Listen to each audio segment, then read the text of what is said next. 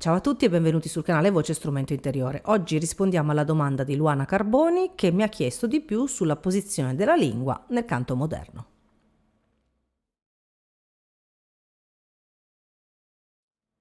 Come al solito, quando qualcuno mi fa una domanda, io prima di fare il video rispolvero un po' mentalmente tutte le nozioni assimilate, accumulate in tutti questi anni. Quindi in questi giorni ho pensato a differenze piuttosto che punti di incontro a seconda di cosa andiamo a cantare, e ho realizzato una cosa molto importante. Il lavoro che fa la lingua nel canto moderno fondamentalmente è determinato anch'esso e soprattutto dalla lingua in cui andiamo a cantare. La lingua italiana è di per sé foneticamente diversa dalla lingua americana o anglosassone. Facciamo un esempio. Quando noi italiani parliamo, noi tendiamo a utilizzare veramente moltissimo i muscoli del viso, quindi la lingua italiana utilizza e va ad agganciare particolarmente, a utilizzare in maniera abbastanza forte le muscolature della bocca orbicolare, del sorriso buccinatore e anche dei muscoli zigomatici. Ed è così perché questa è la nostra fonetica, quindi la fonetica della lingua italiana prevede che A, E, I, O, U. Ne sanno qualcosa i doppiatori o chi vive di voce di professione, perché nel loro caso questo lavoro abbastanza morbido di queste parti muscolari della maschera viene addirittura accentuato per essere più chiari quando si parla. Chiunque abbia fatto uno spot o abbia fatto un corso di dizione, o sia un attore o sia un presentatore televisivo o sia semplicemente una persona che per il proprio lavoro deve fare conferenze e quindi ha fatto magari un corso di dizione base, sa benissimo che quindi il lavoro della maschera deve essere amplificato, gestito, attivato in maniera più marcata per scandire meglio le parole quando noi parliamo in pubblico. E questo è un requisito specifico della lingua italiana. La lingua italiana è molto in maschera, utilizza principalmente i muscoli del viso e il corpo linguale a sua volta rimane abbastanza rilassato all'interno della bocca. Come saprei capire l'uomo che sei? Io posso cantare questa cosa e vedete che la mia lingua resta tutto sommato abbastanza ferma. Questo è il motivo per cui nel canto lirico, ora non sono esperta di bel canto, ma nel canto lirico la mia collega che ha scritto il libro con me, Voce Strumento Interiore, mi ha garantito che nel canto lirico la lingua va tenuta bassa a cucchiaio. Che cosa significa tenere la lingua bassa e a cucchiaio? Significa che nella lirica si tende a dire all'allievo di appoggiare la punta della lingua contro la dentatura inferiore e il corpo deve essere tenuto basso e rilassato. La lingua italiana, quindi, per la sua fonetica, è giusto che imponga e favorisca questo utilizzo della lingua nel canto perché foneticamente, effettivamente, va incontro a come noi usiamo la maschera quando parliamo, noi italiani. Altra situazione ben diversa invece è per quanto riguarda l'inglese americano.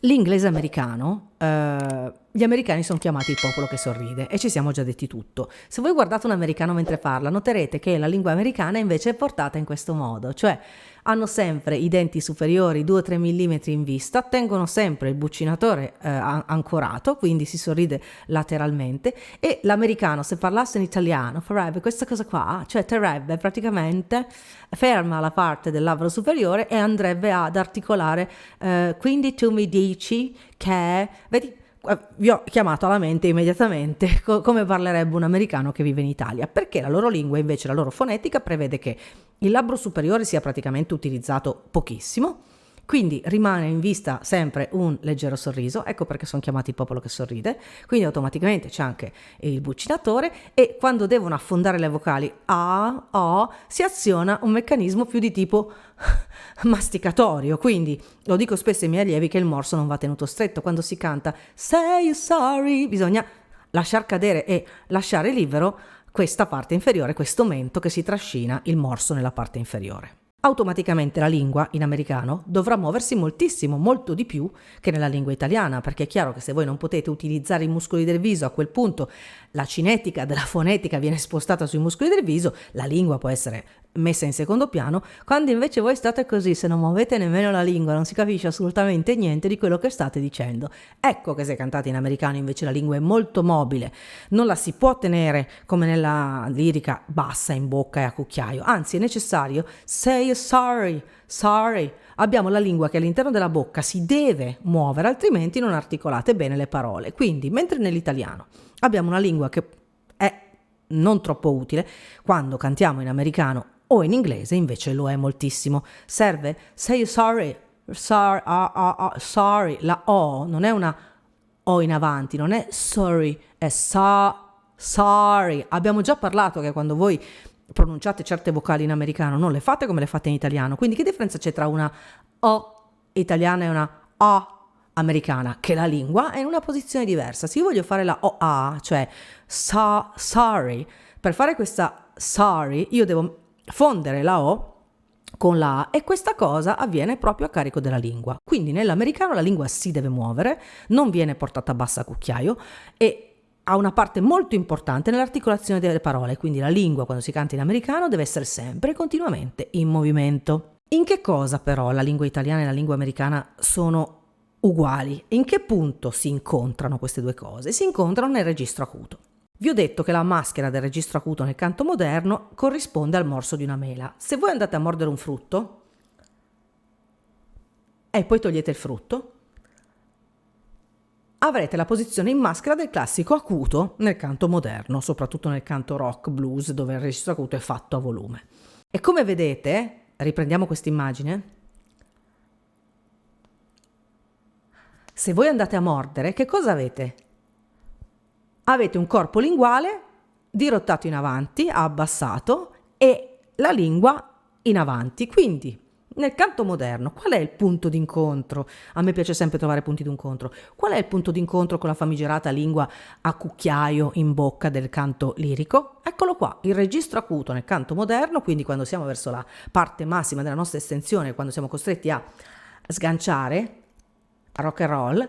In questo istante la lingua cantando in americano e cantando in italiano assume la stessa identica posizione. Alla fine di questo video infatti vi metterò un bellissimo fermo immagine del video di Whitney Houston, I Will Always Love You, quando lei prende l'acuto e fa e sarete i primi a giudicare e a vedere proprio questo, quindi che nel registro acuto, secondo registro acuto e termine dell'estensione, la lingua anche nel canto moderno in americano è a cucchiaio esattamente come nel canto lirico in italiano.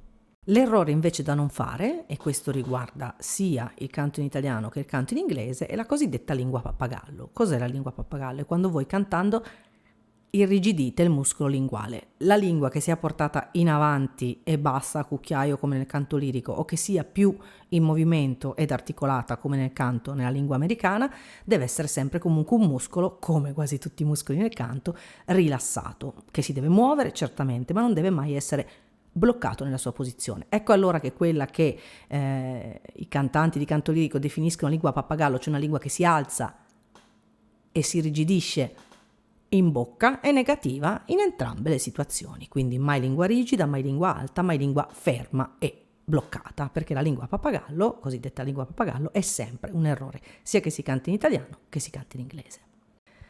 Iscrivetevi al mio canale per rimanere aggiornati, cliccate sulla campanella. È molto importante per noi artisti e per noi docenti, dopo un anno e mezzo così difficile, riuscire a monetizzare col canale YouTube. Quindi sappiate che è molto importante ogni condivisione, ogni mi piace, ogni commento e ogni video che mi chiederete di fare, perché gli artisti duramente colpiti da questa pandemia hanno trovato, grazie a Dio, nella rete e in YouTube un valido mezzo di supporto, per cui qualunque condivisione, qualunque cosa possa portare utenti in questo canale è chiaramente ben accetta.